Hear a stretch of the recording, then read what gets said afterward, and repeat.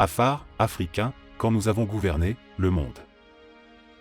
Et si je vous disais que toutes les civilisations majeures de l'humanité étaient toutes afares et africaines, pas seulement la civilisation kamite, connue à tort, sous le nom d'Égypte, en Afrique du Nord.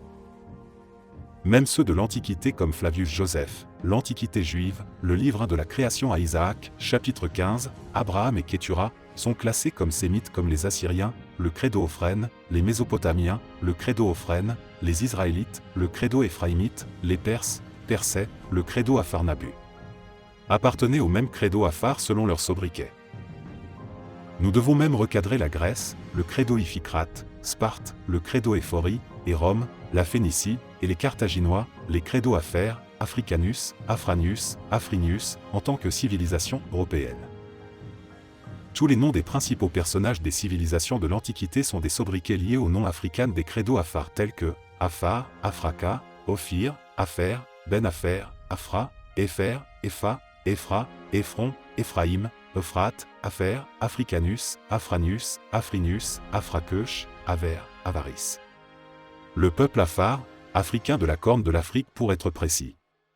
En effet, mes frères et sœurs africains, notre continent africain n'a pas été nommé après Lupus Scipio Cornelius Africanus, le général romain, caucasien, comme nous avons été amenés à le croire, en vainquant son ennemi phénicien carthaginois, Hannibal Barca Africanus, lui aussi du credo Afar, Africanus.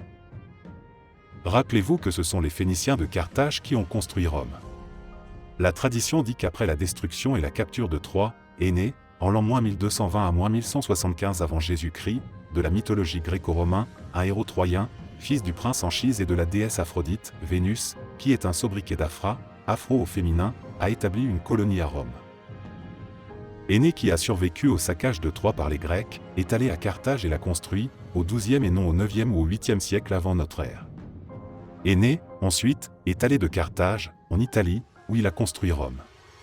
Cela prouve que les Romains et les Carthaginois étaient de même parenté, du même credo, c'est la raison pour laquelle ils portaient tous le sobriquet Afer, Africanus, Afranius, Afrinius non pas à cause de la conquête de Carthage et la victoire de Lupus Scipio Cornelius Africanus sur Hannibal Barca, le Carthaginois.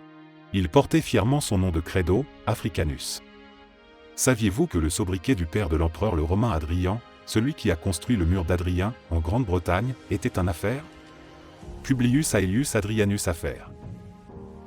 En effet, l'histoire de l'Antiquité est un continuum du même credo Afar vivant contiguement, rivalisant, et en compétition les uns contre les autres, en Europe et ailleurs, dans l'Antiquité. Les Afars, africains ont gouverné le monde, même l'Europe, jusqu'à la chute de l'Empire romain d'Occident de Romulus Augustus, en 476 après Jésus-Christ, face aux forces du chieftain germanique Odoacé. Tout ce qui précède explique pourquoi les Européens ne peuvent pas rendre compte de leur histoire de l'Antiquité et l'appellent « l'âge des ténèbres », la raison, aussi, pour laquelle Hérodote, l'historien grec ne savait pas grand-chose sur les Assyriens, voire même sur l'Asie mineure voisine, la Turquie, de la Grèce. C'est parce que l'histoire de l'Antiquité a commencé en dehors de l'Europe, en Afrique pour être précis. Toute l'exégèse, les lieux bibliques, la Genèse, du chapitre 2, verset 10 à 14, le Jardin d'Éden, ou le berceau de l'humanité du fossile Lucie Afarensis 3 200 000 ans, sont bien dans les terres des Afars. C'est le cas, aussi, du Punt, la terre des dieux, Afraka, et des ancêtres des Kamites égyptiens. Le sobriquet Afraka, la terre d'origine de la trinité Afraka, Oset, Isis, en grec, Osar, Osiris, en grec, et Héru, Horus, en grec, précurseur de la trinité chrétienne.